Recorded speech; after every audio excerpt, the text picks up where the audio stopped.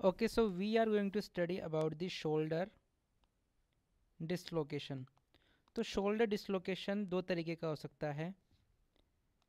Shoulder dislocation दो तरीके का हो सकता है। एक हो सकता है, देखो मैं बताता हूँ दोबारा।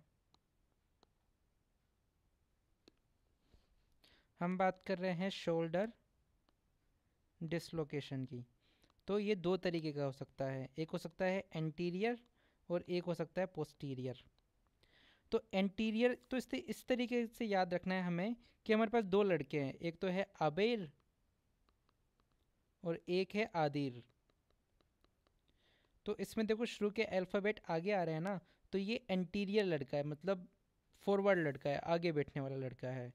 हाँ, मतलब ब्राइट स्टूडेंट है, इस पे ज़्यादा फ़ैन फॉलोइंग है।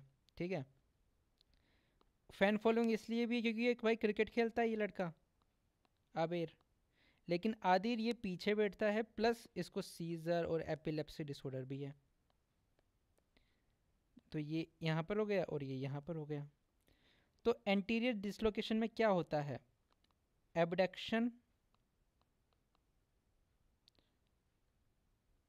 और एक्सटर्नल रोटेशन।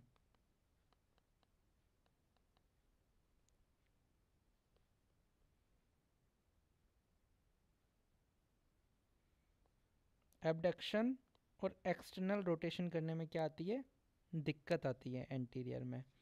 और जो पोस्टीरियर होता है उसके अंदर एडक्शन नहीं हो पाता है और इंटरनल रोटेशन नहीं हो पाता है, मतलब ये इम्पेयरमेंट होता है। तो इस तरीके से देख लो आप, ये एंटीरियर है तो उसका लिए ये एक्सरे है, एक्सरे की इमेज ध्यान रखो इस तरीके से। एंटीरियर डिसलोकेशन है शोल्डर का। हिस्ट्री रहेगी कि एक बच्चा बॉल फेंक रहा होगा। हमने बात करी इसके अंदर एबर की, तो एबडक्शन होता है और एक्सटर्नल रोटेशन होता है। इसका मोस्ट कॉमन टाइप जो होता है वो होता है सब कैराकोइड। ठीक है। पोस्टीरियर डिसलोकेशन की बात करें तो इसके अंदर हमें एक लाइट बल्ब साइन देखने को मिलता है। क्या ये लाइट बल्ब जैसा दिख रहा है? हाँ दिख रहा है।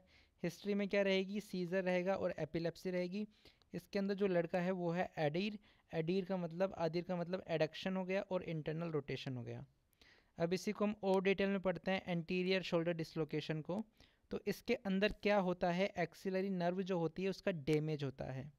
अब एक्सिलरी नर्व डैमेज हो गई तो एक्सिलरी नर्व सप्लाई करती है डेल्टोइड मसल को, और डेल्टोइड मसल का काम करता है शोल्डर जॉइंट को एबडक्ट करने का। तो जब डेल्टोइड मसल वीक हो गई है तो क्या होगा? Impairment to abduct. ठीक है। अब एंटीरियर शोल्डर डिसलोकेशन के लिए एक बायरेंट टेस्ट भी होता है। तो ये बायरेंट टेस्ट क्या होता है?